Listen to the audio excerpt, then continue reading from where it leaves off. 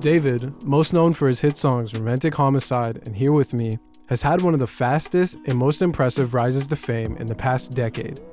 Going from an aspiring professional Fortnite player to one of the top 100 artists on Spotify at the time of this recording, he built an entire music career with no professional equipment or experience, literally recording his songs with nothing but a pair of Apple earbuds and an iPhone. How did he do it? Where is his career heading? And what can we learn from this unlikely rise to fame? This is the story of David. David, born David Anthony Burke, is a 17-year-old kid from Houston, Texas. Oftentimes when artists find success at such a young age, it can be attributed to growing up with an interest in music production, like Breakins, who started making music when he was 14. However, David's story is the opposite. Growing up, David's main interest was video games, specifically Fortnite. For most of his early teenage life, he would dedicate time to improving his game mechanics and making montages with the hopes that he would go pro.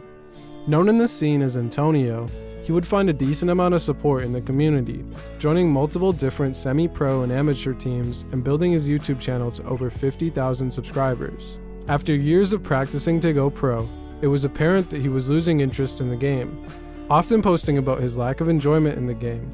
At the time, Fortnite's player base was plummeting, so he was definitely not alone on this feeling.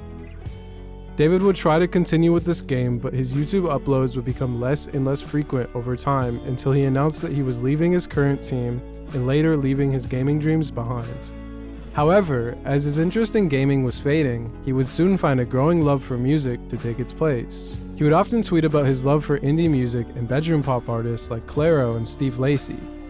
He would also tweet clips of him playing the piano and learning songs from his favorite anime. Soon after, he would rebrand to David and make it official that he was making the transition into music. Unable to afford a laptop or microphone, he would resort to making music on his iPhone in the app bandlab. However, this would not hold him back. He took his limitations in stride, learning how to write and record songs with a pair of Apple earbuds. In November of 2021, he would drop his first song called Runaway, followed soon after by the song You and I. Both of these songs have hundreds of millions of streams today. However, at the time, they weren't met with a lot of support. This was because his followers still saw him as a Fortnite player. But as he continued to drop snippets and more music in early 2022, his brand would shift more and more towards music. Being a gamer gave David a unique perspective on music that he would use to market himself.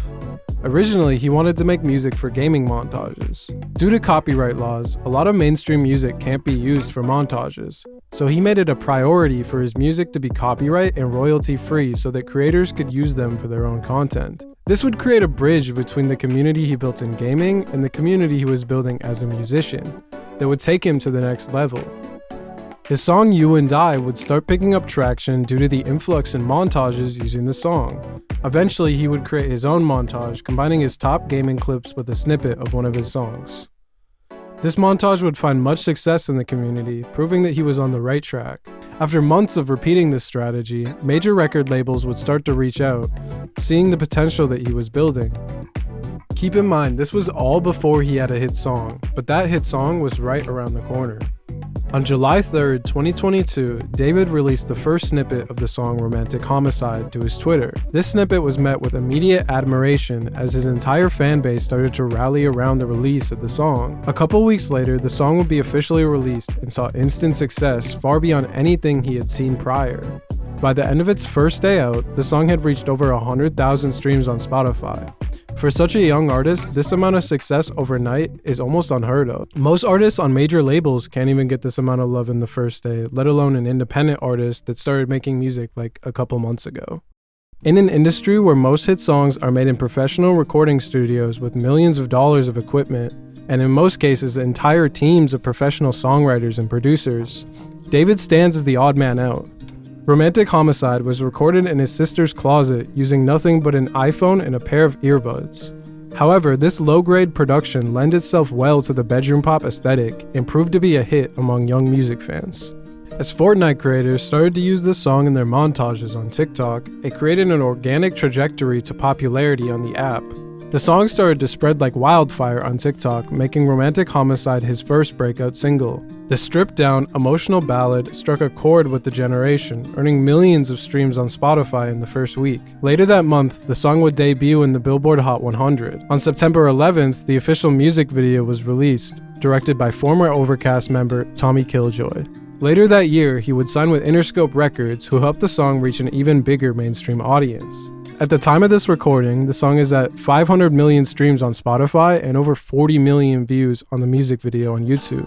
Soon following, he would drop the song Here With Me. This song proved that his rise to fame was more than just a stride of luck, as Here With Me reached very similar numbers, albeit this song had a much different feel. While Romantic Homicide was dark and gloomy, Here With Me was much more sunny and feel good. In a sea full of independent artists constantly promoting themselves on TikTok in a not so organic fashion, David once again stands out from the crowd. He has done very minimal work on TikTok and other social medias to promote himself.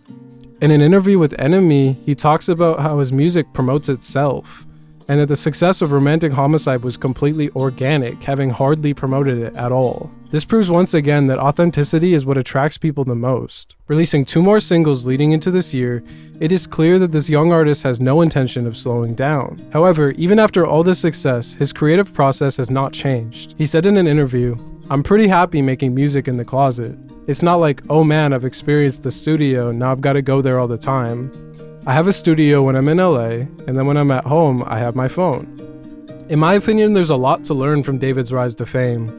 It proves the importance of community. Having a fan base that genuinely cares about the art that you're making is more powerful than any shallow promotion campaign on TikTok. The best promotion you can do is to create a story that people want to rally behind, and there's no better representation of that than the underdog story of David. If you made it this far in the video, I would really appreciate it if you could go subscribe. It only takes a second, and there's plenty more videos like this on the way, so go subscribe. Thanks.